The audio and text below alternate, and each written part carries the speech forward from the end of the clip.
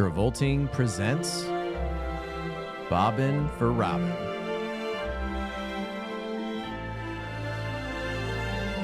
Hosted by Jeff Sweeney and Stuart Elmore.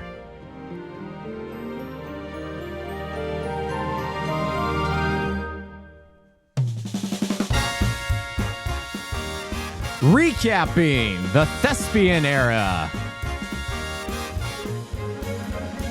Enjoy the episode.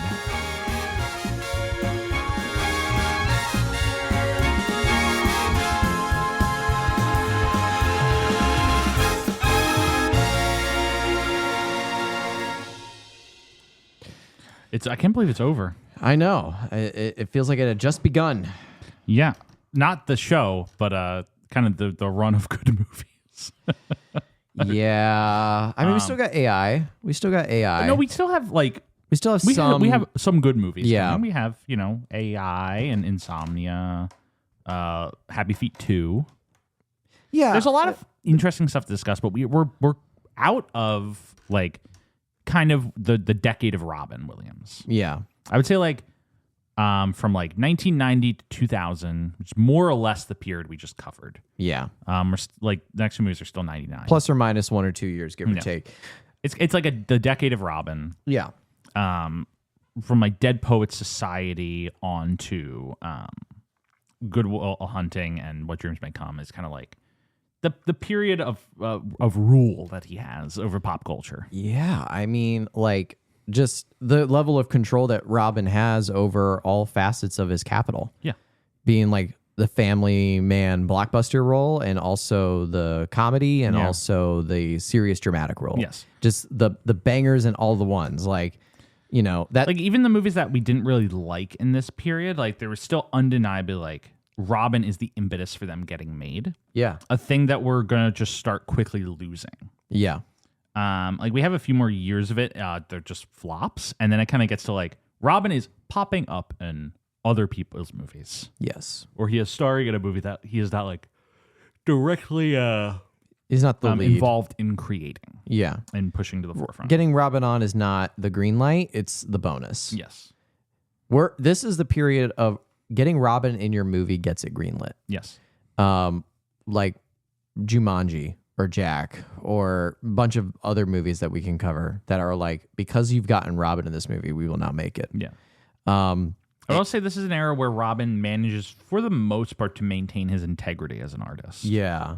Obviously he's doing movies for profit, Jumanji or Aladdin or whatnot. But I'd say for the most part, he manages to maintain his artistic integrity. Yeah. By consistently working in smaller scale in movies like Fisher King or Good Will Hunting. Yeah, I mean, because this era ends with him winning an Oscar.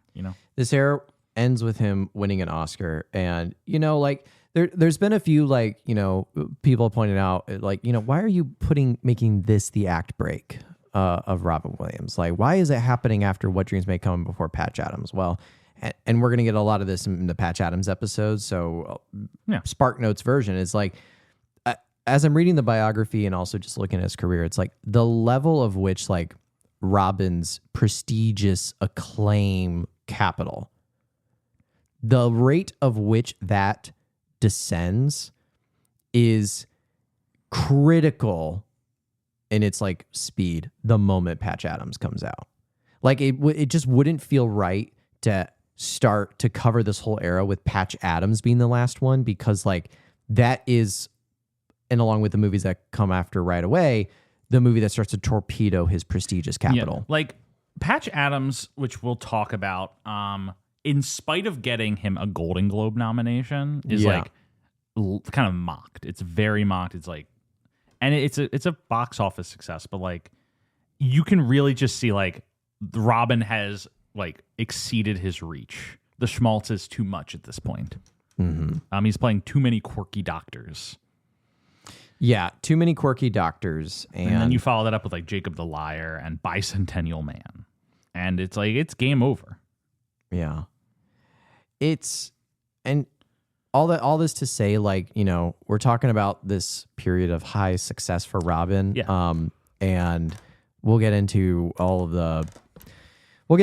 the symptoms and the processes and the we'll talk problems about why that it falls happen. apart in the future. Yeah. But For we're now, here to like, just celebrate. Like, we're here to celebrate. Fuck it. God damn it. We're here to fucking celebrate the great Robin Williams in this moment. And I want to take us back to before the first retrospective, The Comedian, because, you know, I have said many times that, like, I think Moscow on the Hudson deserved a little bit more love than I think it got, personally. Oh, yeah, it's good. I think it's such a great movie, and it's one of those movies that I think is the initial views that synthesizes Robin in a way that other previous projects, of which there are only 4, had done before. It's like the first impetus of, like, how do you make Robin elevate your movie? Not just put Robin in your movie and hope he does well, but, like, how does the Robin of it all elevate the quality of your movie? Yeah. And I think Moscow on the Hudson is the first, like, drip in that bucket. Then you get to Good Morning Vietnam, and it's like, this is where you have a movie that is built around the aura of Robin Williams. Everything about this movie is built for Robin's expertise, and in the ways that he can, like, really flex, like the disc jockey scenes, like having those, like, quick little heartfelt moments and then jumping back to, like, a nice whimsical moment. Like, the movie is structured around what he's good at. And after that, Dead Poet Society, Robin seems to be at a certain point, like, Dead Poet Society feels like a movie where he takes the reins of what's elevating that movie. It's not that the movie's built around him for his success to elevate it. It's Robin jumps into this movie and elevates it himself. Yes. That's a huge difference. He elevates himself, and he also finds, like, the good dramatic tone for him to be in. Yeah. Like, Good Morning Vietnam works because he finds a synthesis of, like, the dramatic side and the comedic side. Yeah. Dead Poet Society, and we talked about this, is, like, him figuring out where his lane in, like, a purely dramatic role is. Like, yes. He has funny bits in that movie. Yeah. But for the most part, he's playing a very dramatic role in a very dramatic movie. And he finds exactly, like, the needle to thread. Yeah. Yeah. And he gets an Oscar nomination for it. His second one.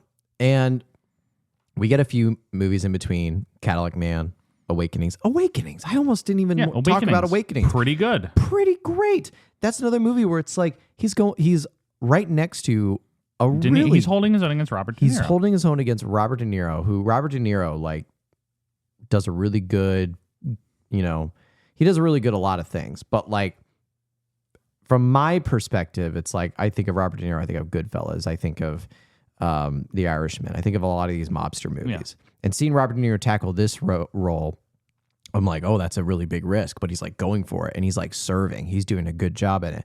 But it's, again, to go to the Robin of it all, it's seeing Robin and Robert do this kind of dance around each other in this movie that really works for the plot and the structure of it all. Yeah. So this is, like, he continues to kind of do the back and forth between, like, the comedic roles, because he follows up Awakenings with Shakes the Clown, while also popping in to add some flavor to, like, some studio releases. Yeah. Popping up in Dead again for a little bit. And then we get, I think it's, we're going to talk about our favorites, our least favorites, underrated, but, like, I still think The Fisher King is my favorite Robin Williams performance. I think he's incredible in it. I think it's his best. It's a great movie. He's incredible in it. He's a great duo pairing with Jeff Bridges. Yeah. It took me a second to remember if it was Jeff Bridges or Jeff Daniels. This happens a lot. Yeah. But I think Fisher King is another movie where it's like, did Robin find the role or did the role find Robin? I think that's the perfect question for this movie, because, like, he isn't tuning himself to any one facet that the movie needs. It's just Robin is effortless in that movie. Yes. And yet it's still the most risky performance. I don't know how the two seem to work together, but it seems like watching The Fisher King, it's like he's doing a lot of things I've never seen him do before. He's taking a lot of risk. Yeah. And yet it feels like it's effortless. Yeah, and he has the clout as a proven box office success and, like, a cultural icon that he can help get a movie like The Fisher King made. Yeah. That might not have been made otherwise. I just, like, zoom in just a very quick second. Like, when he's having that, like, you know, that mental breakdown under the bridge before the dudes and skateboards and switch knives beat him up.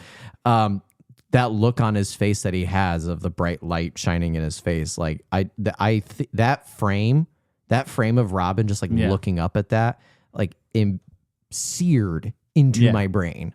I will never get that image of Robin looking up and just like almost like gladly accepting his doom. Yeah. It's so good. And he even says some lines, but none of them matter. It's all kind of gibberish. Yeah.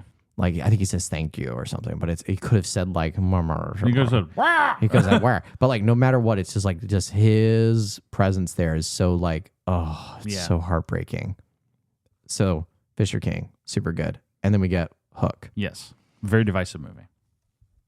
I think a problem for his career. It's like the first fault line is popping up with Hook. I've had a lot of guests that said otherwise, Jeff. I know they're all wrong. It's crazy.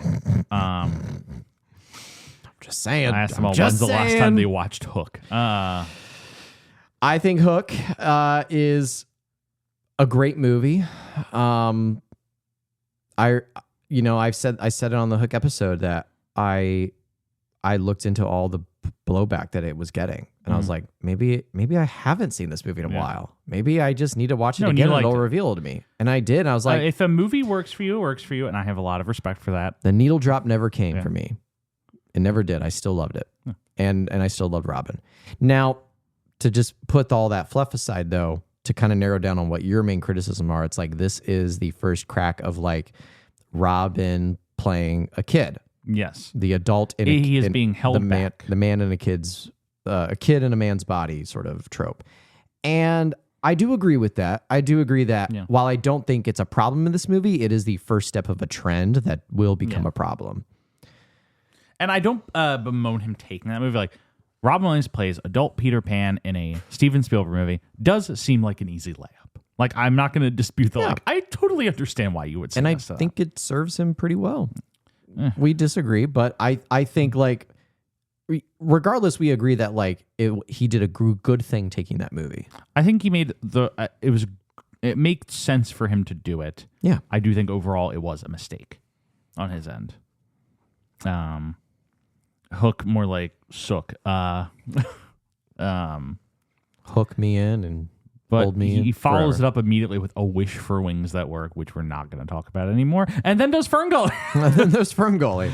No, it's a run of 3 animated movies. It's like his first because he does A Wish for Wings That Work, Ferngully, and Aladdin. Albatross. That run of 3, like it's just like little does he expect that he's laying the groundwork for essentially the last act of his career. Mm-hmm. Because he becomes such a voiceover guy later. Yeah. I think it's almost like I imagine this narrative of him stepping into a booth for the first time and being like, oh, Betty. Yeah. I can't remember. Like I can just kind of go off and riff forever. I could do my Robin Williams thing and it's good because they can pick what they like and they can pick what they don't like. Yeah.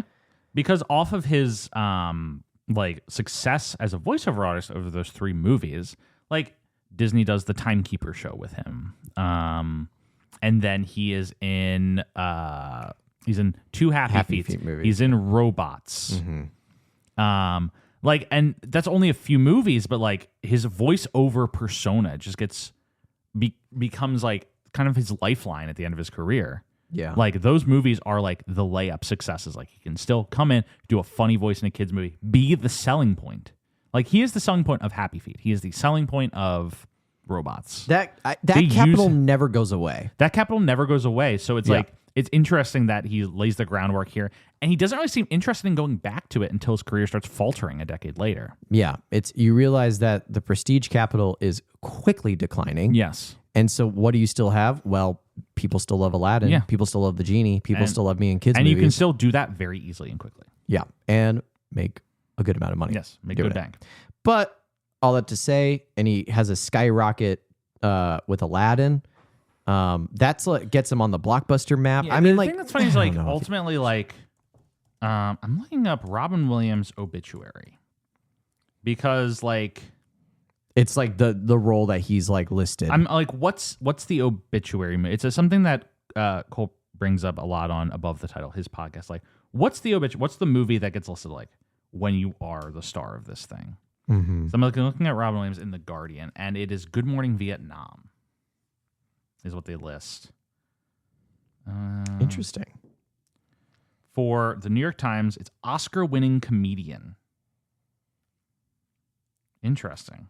Well, I mean, like, rose to fame playing the alien Mork and Mork and Mindy, received a first leading role in Popeye, won Academy Award for Good blah blah blah, Good Will Hunting. His other Oscar-nominated performances.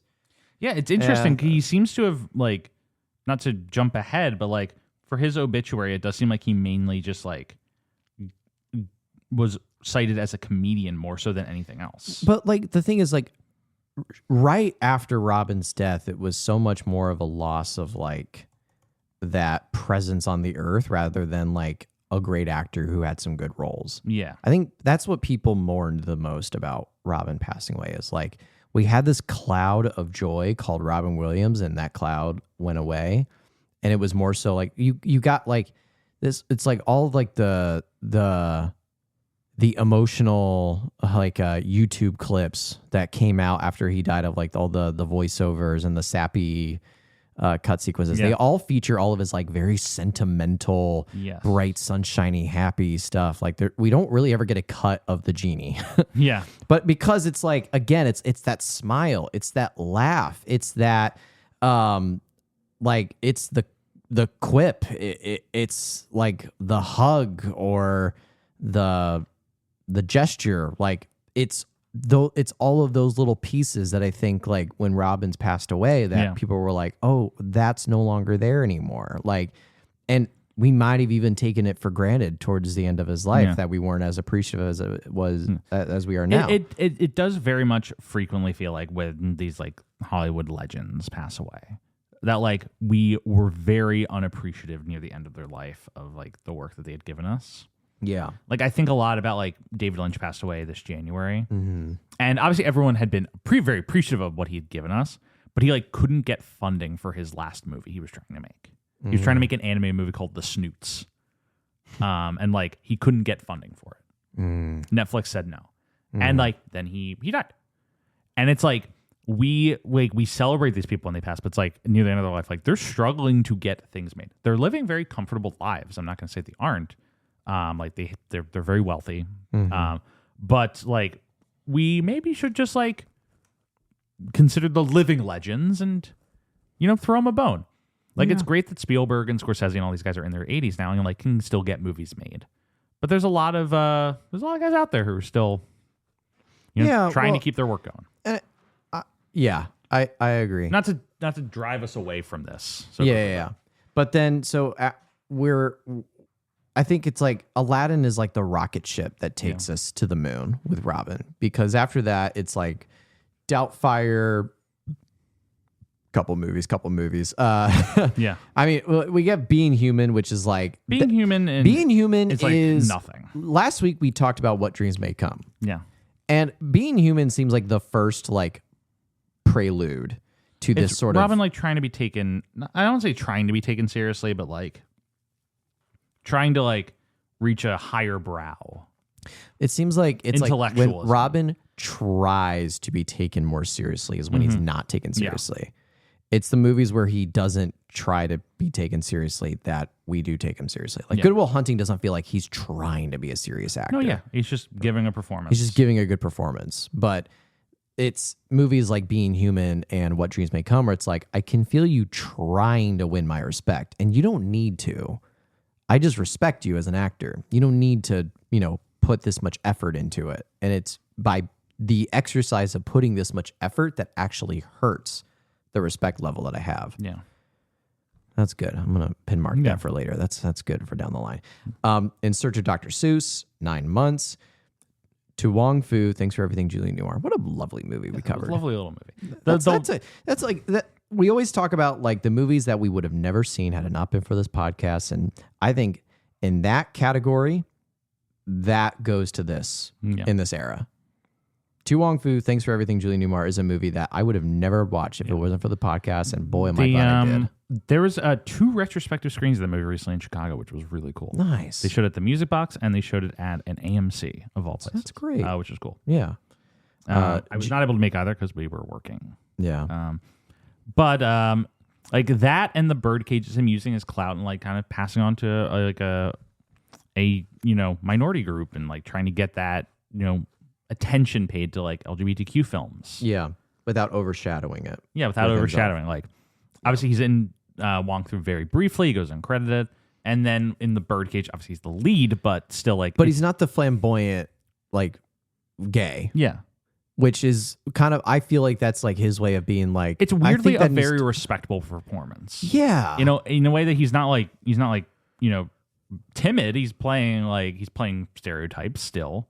But it still feels like it still feels like it's a relatively well acclaimed performance. It's my favorite movie of this era. It's like probably in the top 3.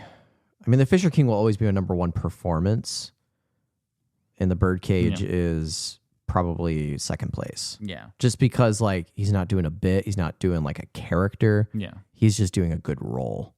Like that's it. Yeah. He's just doing a really good role in that movie. Takes the material It's just seriously. a good movie. And it's a good movie. It's just a good movie. Birdcage, the best. I laughed my head off watching this movie. And the movie came out like fucking 20 years ago. Yeah, 30 years ago. So it's like, it holds up. If you haven't seen The Birdcage in a while, re-watch it today. He does Jumanji in this mix. It's just kind of like, a family comedy that, kind of... Yeah, that's a movie that reaps its successes off of the name billing. Yeah. That's also like a time bomb movie where like, it's a big success at its time. Yeah. But its real success for Robin is like 20 years later when like all the kids who watched it when they were kids are now adults and like thinking back on their love for Jumanji and posting about it online. Like Hook.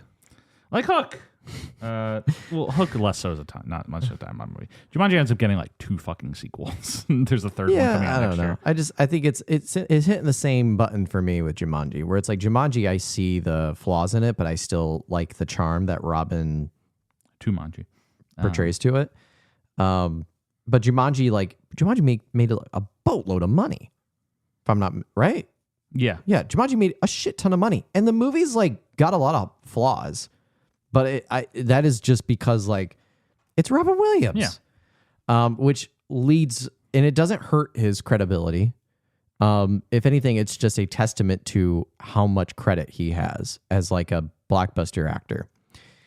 Aladdin King of Thieves, of which we will not speak of. No, Aladdin King of Thieves is fine. It's whatever. It's a direct-to-video movie. He does it as a favor. Jack. Less said, the better. This is like I think Jack is a good. No, we got a dog. We got to highlight Jack. Unfortunately, because we do have like to talk about Jack. That is a trajectory movie.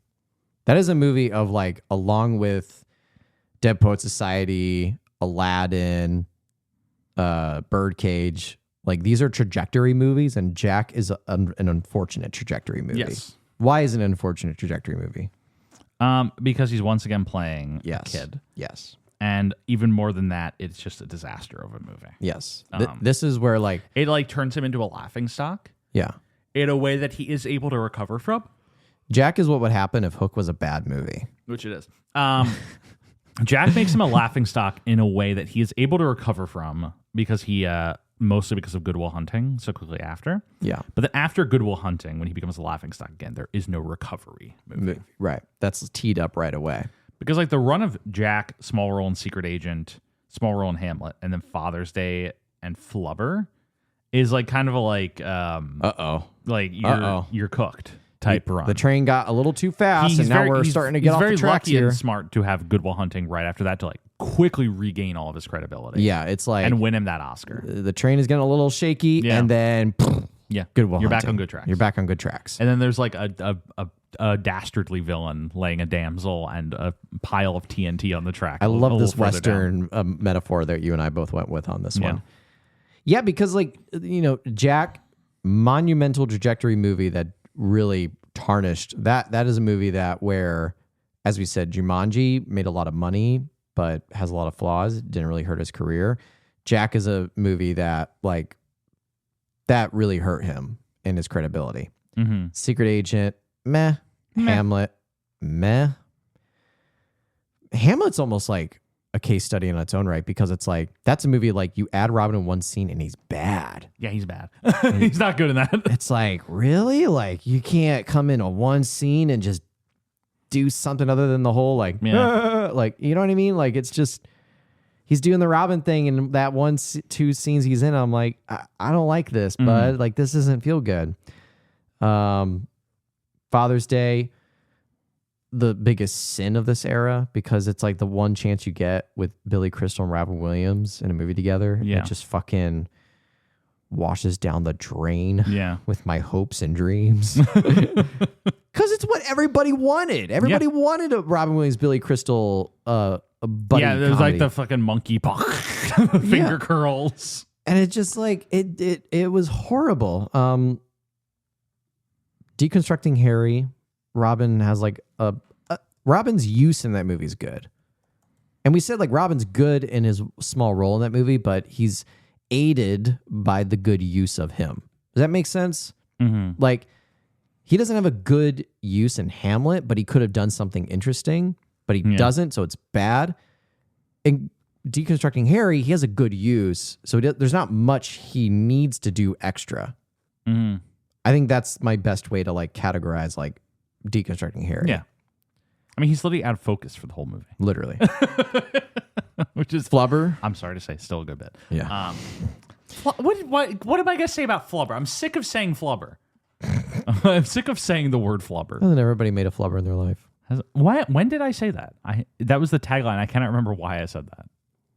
You said it. I know I said it, but why? Do you remember why I said it? I think it was when he made the flubber. And you said, and he made a flubber. Haven't we all made a flubber? Yes, we've all made a flubber in our lives. I just generally was reading that. I'm like, why did I say that? People are quoting that line now. Yeah, it's very popular. It's a very popular line. It's very Hasn't popular. everybody made a flubber? All the Travolting fans, the thousands worldwide, are Saying, going around hasn't saying, everybody made a flubber? hasn't everybody- rumors indicate your favorite president is going to make an announcement about flubber soon. He's going to say we have a flubber. It is in the White House. Causing mayhem. He's going to say we're going to release the flubber. It's going to be tremendous. Everybody's going to want flubber. Good Will Hunting. It's the best. It's great. I mean, what else like is there to say? I can talk about that the least. He's great. He's perfect. He's so dialed in. He's so locked in. Everything around him is great. He's great. He does a good job. It's great. Yeah, good. I mean, like, Good Will Hunting is just such a beautiful movie. He is so wonderful in it, and it is just like it's the ultimate like proof of like what Robin can do with the dramatic performance, like what he's able to achieve with that movie. It's lasted for 30 years. Yeah. Still comes back. It is still relevant for people. It's still like a comfort movie for people. It brings people back. Mm-hmm. I just think that it's like, you know, his greatest achievement. It's not his best performance. I think it's probably his greatest achievement. Like, is the legacy that movie has left for him. On the episode, we went on a whole little spiel about like actors winning Oscars because it's their turn versus it's deserved. Yeah. And this is like a good synthesis. I think it's both. It's both. He's winning because it's his turn, but he's also like, he's well worthy of the award. I think he gives the best supporting actor performance of 1997. Yeah. If there's going to be a Robin Williams like Oscar, it should be that one. I also would probably give him an Oscar for Aladdin of all movies, but I don't know if you can do that. The Fisher King. Fisher King too. But I'm sorry to bring this up, but like once again, who did he lose to in the Fisher King? I cannot remember. I remember looking at it and be like, okay, I guess that makes sense. It was like because he was nominated. I'm looking now. That was 1991, so it'd be in the 1992 Oscars. Yes, it is. 1992 Oscars. What movies came out in 1990? 1992 Oscars. So he loses to Anthony Hopkins for The Sounds of Life. So I'm sorry to say, but I'm sorry to say, he's not winning that. He's not winning that Oscar. Like, it's fine. I get it, but like, it is always funny when you're like, who the fuck did that? Why did he not? And you're like, yeah. Okay, so that makes sense. And unfortunately, The Silence of the Lambs, you got to give it to him. Yeah, and like, I don't necessarily care who he beat in Good Will Hunting. I don't necessarily care that much, but I just know like whoever was up. The movie came out in 97 and 98 Oscars, like whatever great supporting actor performance came out in 97. Regardless, like he was deserving of it. And then What Dreams May Come. Yes. Which you heard our 2-hour episode last week on our thoughts and feelings on that movie. Robin not being the problem, but he's not the solution either. But he's not the solution either. As we talked about him being human, this is like grabbing you by the collar and being like, please take me seriously. I'm in hell. And it's like, okay, dude, but like, why? Yeah. Yes. Like, I'm looking at the train wreck behind you called the movie you're in, and like you pulling me in Yeah. is not doing you any favors.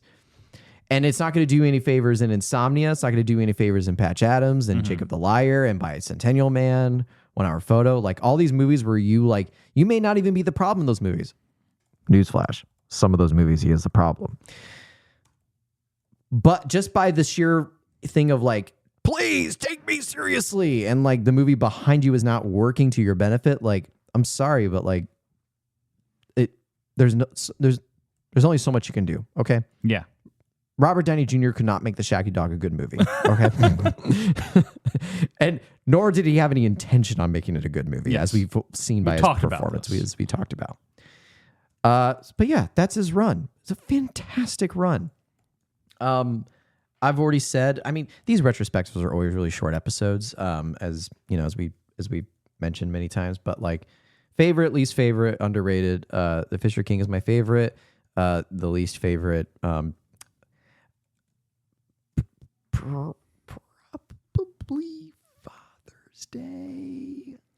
Only because like it's the letdown of the Billy Crystal Robin Williams of it all. That It's very disappointing. It's so disappointing of a movie. So like Father's Day might be my least favorite.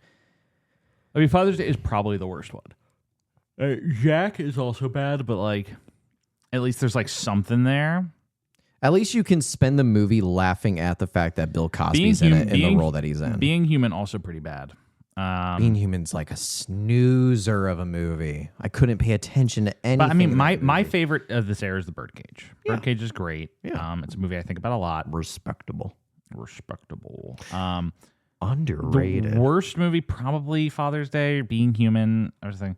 In terms of like movies that I would describe as like, for lack of a better, I don't know if it's underrated, but I have been thinking about it a lot, is Toys. It's a movie I like that just will pop into my mind, usually because it's that fucking song. If I cannot bring you comfort, then at least I bring you home. You know, this is our 4th season of this podcast, and I'm almost thinking like, are we doing ourselves a disservice by like having this underrated category? Because I think we've organically come up with a better category seasons ago, which is like the best movie that we wouldn't have seen. Yeah. Right? Yeah, no, that's always, I mean, and that's Tu Wong Fu, Thanks for Everything, Julie Newmar. I would probably say it's Tu Wong Fu, Thanks for Everything, Julie Newmar as well. I think because like underrated is such a getting in the weeds category of like, well, what's underrated? Well, how do you define it? underrated? It's like, and I'm getting so sick and tired of that conversation. Whereas would you define Hook as underrated? Would be like the problem. No, not even in the slightest. No, I'm saying like that's where it leads. That's where the conversation leads you, is like, well, Hook got bad reviews and I love Hook. Do I think Hook is underrated? No, I think like we've organically come into this better category that I think services our audiences better, which is if you're a fan of this podcast and you like listening to us talk about movies, what's a movie that we implore you to watch the most that we feel strongly that you haven't seen that you should see? Yeah. Tu Wong Fu, Thanks for Everything, Julie Newmar. I would agree with it. I think Tu Wong Fu is also my pick for this. There are 37 movies in this era. Yes. And I'm delivering you one movie that I implore you to watch. That's the category. Mm-hmm. I think that's like from now on out, let's make that the new rule. Yes. There's best, least, and then like the shout out movie. Yes. That we wouldn't have seen otherwise. Cool. Do you have anything else to say? I do. I think my final thought on this whole era is just like, it was a real like joy to go through it. Mm-hmm. This whole series has thus far been a joy, but like this specific run was just like, it's really like rewarding to just like watch a like ultimate talent at like the peak of their success and the peak of their power and just go on that journey with them. Yeah. It's very gratifying. Something that actually like, I know we're kind of short on time, but we have typically done this in other retrospectives, is compare these like high rising fame eras with the other folks. Yeah, this one's so different than the others. Because everybody has the beginnings, everybody has the high rise, everybody has the fall. Like Yeah. that's the arc. that's the motif for our podcast. And so if we're looking back, this is our titular like high rise to fame era of Robin Williams, and thinking about, you know, Winona's got that It Girl retrospective and then the Dramatic Explorations retrospective. Yeah. Right. Then the Rebuild and Nostalgia Queen. But like Nostalgia this is like her Dramatic Explorations era, or this is Brendan Fraser's mainstream success era. This is Travolting's the A-list era, right? Yeah. And I think Robin's is the most like It's the longest run. it's the longest run. And it's the most like it's not this is definitely not a consistent era, but it's the most consistent of them that we've covered. yeah. Like I think like he's kind of like got the most going on over this period. Yeah, I would agree. I would agree. Like I think this is the most consistent era, because I'm just looking at Winona Ryder, and it's like we got Bram Stoker's Age of Innocence back to back, Little Women, The Crucible, Girl Interrupted, and then it just kind of like drops down a little bit from there. So like, and then Fraser's Edge, it's The Mummy, George of the Jungle. his like A-list era is so short. It is. When we talk about Brandon. It's cut short. It's cut very short. Travolta has like a long A-list era, but it's not consistent. Because lest we forget, we have our A-list era ending in between Bolt and The Taking of Pelham 1, 2, 3. And we have the A-list era beginning with Pulp Fiction. There's a movie in the middle of that called Battlefield Earth. There's a movie called Battlefield Earth. So like all that's to say, I 100% agree with you, Jeff, that like Robin has the most consistent like high rise, you know, era for him. Yes. Robin like it's ultimately the most consistent, and it's been like a genuine joy to go through. And we're in like the ways that the other ones, like there have been movies where, and this Robin had some bad movies in here, but like there's some where you're like, oh boy. You usually forgave him pretty quickly. Yeah, there's afterwards. something pretty good to be coming right after, which is something we're about to lose a little bit. Yeah, We shan't be having that. we're gonna have to like suck as much marrow out of AI as we can before we get into the real doldrums. We'll have Insomnia too. A movie I would just like to warn you, Stuart, about the Insomnia episode. What about it? That'll be me just doing an Al Pacino voice talking about how tired I am the whole episode. Have you seen Insomnia? A long time ago, yes. That whole movie is just, oh my God, I need to sleep. Yeah. I can't sleep. The sun's coming in the room. Yeah, and like Let me sleep. I'm trying to think. The only other thing I would say here, which I sadly don't have a lot of things to say because I've just been so strapped on time and I haven't had time to like do as much research, is like, where is Robin in his personal life at this point in time? I mean, like, there's a story I will say that I think deserves to be in this episode and not the Patch Adams episode. But the morning after he wins his Oscar, he's going to the set of Patch Adams for a rehearsal. Yes. They're not going to shoot till after lunch. And the director calls him. He's like, hey, we're just going to do a rehearsal. And then we'll get you hair and makeup ready. So yeah, no stress. We don't have that much work to do today. It's going to be a pretty reasonable day.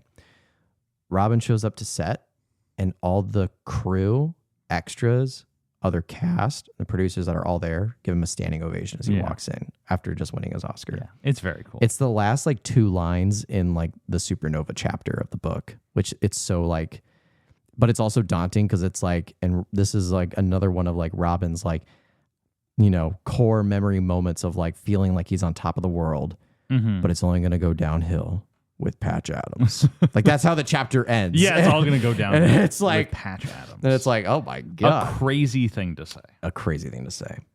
Okay, now I've officially exhausted everything I could talk about. Yeah, I think I've said my piece. Yeah. Well, Stuart, are you aware that John Travolta has finished filming his JFK assassination movie? Good.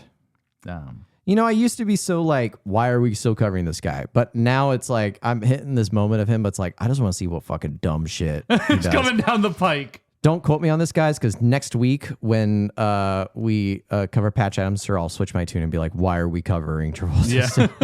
Yeah. yeah, thank you all so much for listening to the retrospective Thespian era of Robin Williams. Join us next week for the beginning of what I am calling the Old Dog era, title still pending, the Old Dog era, where we will begin the era by covering Patch Adams. We'll be joined by Alex Wilson for that one. I'm sure that's going to be a really fun episode. If you like this episode, remember to rate, review, comment, like, subscribe, whatever platform you listen on, of which we're on pretty much whatever platform you get your podcast. Special thanks to Michael Van Bogen-Smith for the theme music and Rebecca for the graphic design. See you all next week for the Patchy the Patchy Adams.